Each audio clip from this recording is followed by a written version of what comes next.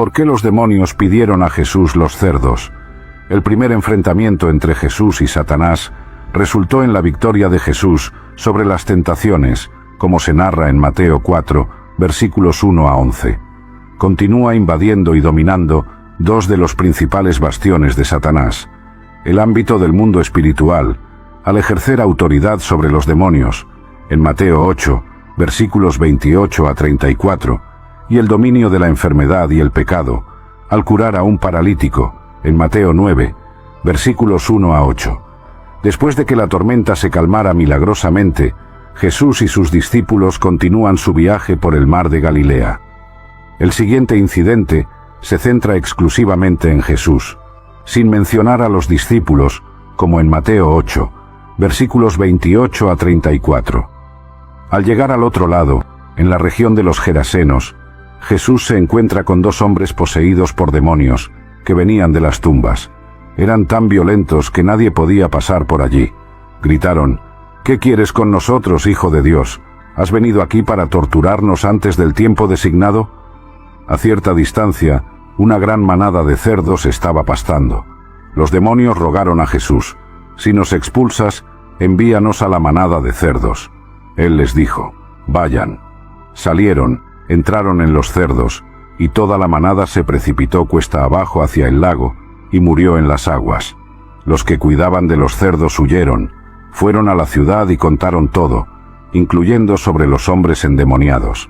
Entonces toda la ciudad fue al encuentro de Jesús, y al verlo, le pidieron que se retirara de su región.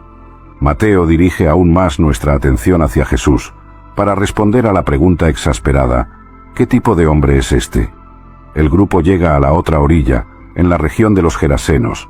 Jesús ahora está en la Decápolis, un territorio predominantemente gentil, lo que explica la presencia de cerdos, un animal considerado impuro por los judíos, según Levítico 11, versículo 7. En Deuteronomio 14, versículo 8, también se afirma que el cerdo es impuro, ya que aunque tiene la pezuña dividida, no rumia. El término gadarenos se refiere tanto al pueblo de Gadara, situado a unas 5 millas al sureste del mar de Galilea, como a la región circundante, que probablemente incluía el pequeño pueblo de Garasa, actualmente Kersa o Kersi, ubicado en la orilla oriental del mar de Galilea y tradicionalmente considerado el lugar del exorcismo.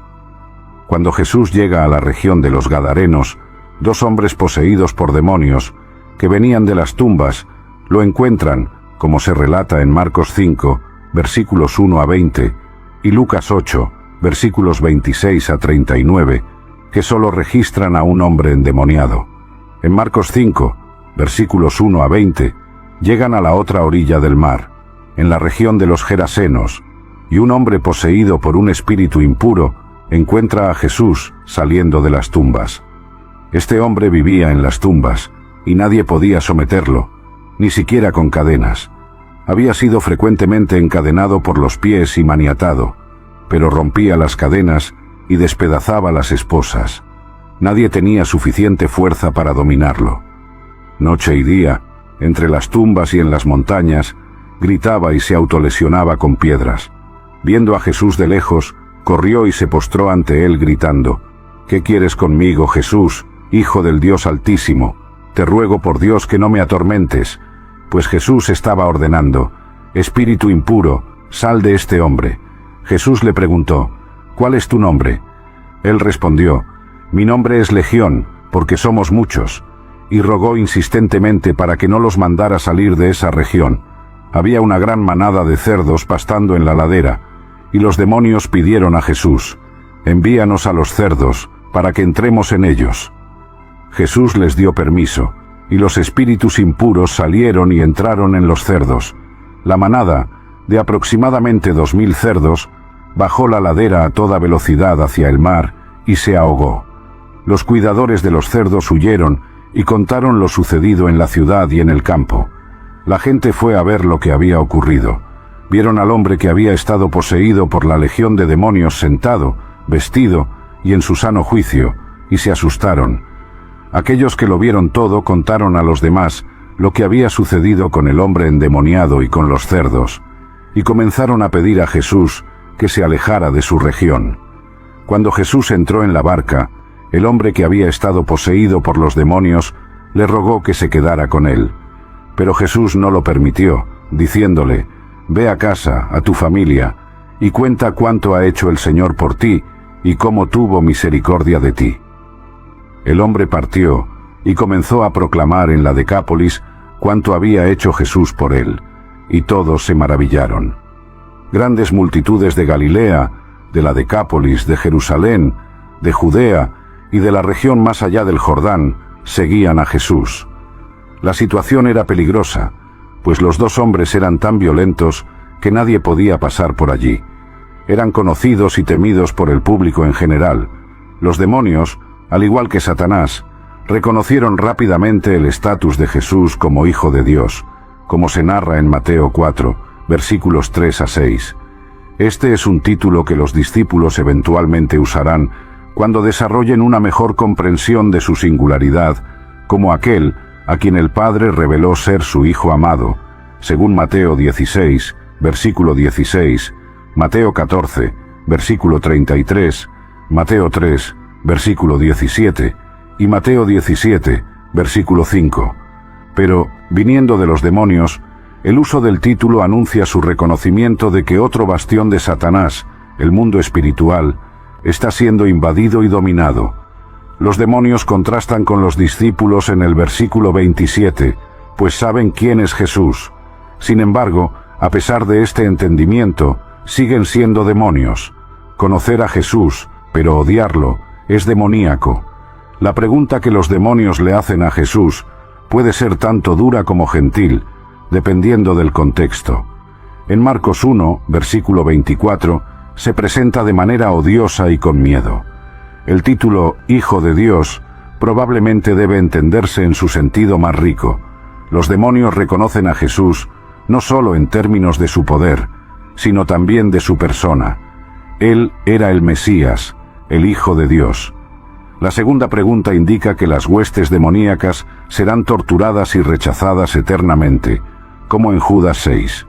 Al hacer la pregunta, reconocen que Jesús es aquel que realizará ese deber judicial en el tiempo designado, confirmando así el significado completo de Hijo de Dios. El hecho de que Jesús esté limitando la actividad de ellos antes del tiempo definido indica que la expulsión de demonios por Jesús era una señal de que el reino se estaba acercando. Estos demonios parecen estar bien conscientes de un tiempo predeterminado para el juicio de las tropas de Satanás. «¿Qué quieres con nosotros, Hijo de Dios?», gritan. «¿Has venido aquí para torturarnos antes de la hora?». Esto preanuncia la llegada del reino, así como la invasión y conquista de los bastiones de Satanás, a pesar del hecho de que la hora del juicio final espera el retorno de Jesús en gloria, como en Mateo 4, versículo 17, y Mateo 12, versículos 28 a 34. Los demonios ruegan a Jesús que acepte su propuesta, lo cual él hace. Después de recibir permiso de Jesús, los demonios abandonan a los hombres y entran en la manada de cerdos. Cuando los demonios entraron en la manada, los cerdos enloquecieron y se arrojaron de un acantilado al mar de Galilea. Irónicamente, el intento de los demonios de evitar el castigo eterno llevó a la destrucción de sus huéspedes terrenales. Jesús no tenía razón para no aceptar su propuesta, ya que esto servía a sus objetivos. Primero, resultó en la liberación de los hombres de los demonios. Segundo, los cerdos eran criaturas impuras según la tradición judía, por lo tanto, un emblema adecuado y un refugio seguro para los demonios. Tercero, aceptar la propuesta de ellos no alteraba el destino final de los demonios en el día del juicio. Por lo tanto, Jesús aceptó su propuesta, ya que los demonios estaban, esencialmente, haciendo el trabajo de Jesús por él. Más importante aún, Jesús no estaba cometiendo pecado al aceptar la sugerencia de los demonios. Por otro lado, el encuentro de Jesús con Satanás en el desierto fue completamente diferente. Si Jesús cediera a las peticiones de Satanás, sería llevado a la desobediencia. Como resultado, Jesús reprendió a Satanás con las Escrituras y se negó a ceder a las demandas de Satanás. Esta es la principal distinción entre los dos casos. La petición de los demonios en Mateo 8 no llevó a Jesús a pecar, mientras que las demandas de Satanás sobre Jesús estaban diseñadas para llevarlo al pecado. Los demonios ruegan ser enviados a una manada de cerdos cercana, lo cual no sería una idea desagradable para los judíos, que consideraban cerdos y demonios de la misma orden. Jesús advirtió a sus discípulos para no lanzar perlas a los cerdos, como en Mateo 7, versículo 6. Según Pedro, los falsos maestros son personas que volverán a su naturaleza pagana, como en 2 Pedro 2, versículo 22. Sin embargo, como la orilla este del mar de Galilea es una zona gentil, esta no era una manada salvaje, sino cerdos siendo criados para el mercado. Sus propietarios quedarían devastados si perdieran esa enorme manada, que Marcos estima en alrededor de 2000, en Marcos 5, versículo 13. El pedido de los demonios para entrar en los cerdos tiene un propósito adicionalmente mortal. Los demonios son conocidos por infligir daño y agonía a la creación de Dios, y hacen todo lo posible para alimentar la hostilidad contra Jesús y su invasión del bastión de Satanás, como en Mateo 17, versículos 14 a 20. La destrucción de los cerdos lleva a los gentiles de la región a pedir a Jesús que se retire, como en Mateo 8, versículo 34. Esta respuesta es un triste comentario sobre la perversión de sus valores, pues se esperaría que se alegraran con una victoria sobre los demonios de Satanás. Pero, como afirma un comentarista, a lo largo de los siglos, el mundo ha rechazado a Jesús porque prefiere los cerdos. Jesús no destruye los demonios. En lugar de eso, permite que el mal siga su curso en este mundo hasta el día en que todo será corregido. El desenlace del exorcismo no es mencionado en Mateo, pero Marcos y Lucas observan que el hombre geraseno endemoniado imploró para unirse a Jesús. Sin embargo, Jesús lo instruye a volver a casa y contar a su familia y amigos cuánto Dios hizo por él, como en Lucas 8, versículos 38 a 39, y Marcos 5, versículos 18 a 19. Al ver a los discípulos con Jesús, el ex endemoniado desea ser como ellos, pero Jesús lo envía de regreso a su país natal para testificar. En cierto sentido, los 12 serían pescadores de hombres, pero, entre su propio pueblo, ese gentil, ahora seguidor de Jesús, sería un pescador de hombres. Sin embargo, a la luz de los versículos 33 y 34, la pérdida de la manada se convierte en un medio para exponer los verdaderos valores de las personas de la zona. Prefieren porcos a personas y cerdos al Salvador, como en Mateo 8, versículo 34. Este versículo revela el carácter pecaminoso de la humanidad. Jesús acaba de expulsar demonios de 2 hombres y enviar los espíritus malignos a una manada de cerdos, que se precipitó en dirección a un precipicio y dentro del mar, donde se ahogaron. Cuando los pastores contaron lo que sucedió a los individuos de la ciudad cercana, toda la comunidad se enfureció con el Salvador. ¿Cuál era el principal problema de ellos? Era la posible caída en la economía y la pérdida de negocios. Estaban más preocupados por su bienestar económico que por su salud espiritual. Cuando vieron a Jesús acercándose a la ciudad, le pidieron que se retirara. Desafortunadamente, somos culpables del mismo error. Nos acostumbramos a vivir con el pecado y no queremos pensar en Dios eliminándolo, especialmente si eso significa la pérdida de placeres percibidos o ingresos. Pero aferrarse al pecado es una de las cosas más tóxicas que podemos hacer. El final de esta historia es significativo en su significado total. Muestra una vez más que el ministerio de Jesús no se restringe a los judíos, sino que prefigura la misión a los gentiles. También muestra que la oposición a Jesús no es exclusivamente judía. En ese sentido, confirma que los opositores en Mateo no son elegidos en función de la raza, sino de acuerdo con su respuesta a Jesús. La reflexión sobre nuestra propensión al pecado y la resistencia a permitir que Dios lo remueva, especialmente cuando implica la pérdida de placeres o ingresos, está profundamente fundamentada en las Escrituras. La Biblia a menudo aborda el conflicto entre los deseos terrenales y la obediencia a Dios. En Mateo 6, versículos 19 a 24, Jesús habla sobre la imposibilidad de servir a dos señores, enfatizando que no podemos servir tanto a Dios como a las riquezas. Esta enseñanza resalta la idea de que la lealtad al pecado y la búsqueda de ganancias materiales pueden alejarnos de Dios. La historia de los Gadarenos, donde los lugareños prefieren su economía basada en cerdos a Jesús, ilustra un patrón recurrente en las Escrituras, donde las personas a menudo eligen intereses mundanos en detrimento de lo que es espiritualmente correcto. En Romanos 12, versículos 1 y 2, Pablo exhorta a los cristianos a no conformarse con el patrón de este mundo, sino a ser transformados mediante la renovación de sus mentes para que puedan discernir la voluntad de Dios. Esto sugiere que la resistencia al pecado y la transformación espiritual son fundamentales para la fe cristiana. El ministerio de Jesús, que se extiende a los gentiles, es un tema central en el Nuevo Testamento. Efesios 2, versículos 11 a 18, discute cómo Cristo eliminó la barrera entre judíos y gentiles, creando en sí mismo un nuevo pueblo.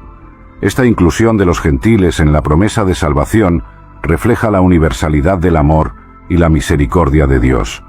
Esto refuerza la idea de que la oposición a Jesús y su mensaje no se basa en etnia o origen cultural, sino en la disposición del corazón para responder a él. La narrativa en Mateo también destaca que la oposición a Jesús trasciende barreras raciales y culturales. En los Hechos de los Apóstoles vemos que el Evangelio se extiende más allá de las fronteras judías, llegando a diversas culturas y pueblos. En Hechos 10, por ejemplo, Pedro tiene una visión que le lleva a comprender que el Evangelio es para todos, no solo para los judíos. Esto demuestra que el mensaje de Jesús es inclusivo, llamando a todas las personas, independientemente de su origen, a arrepentirse y volver a Dios.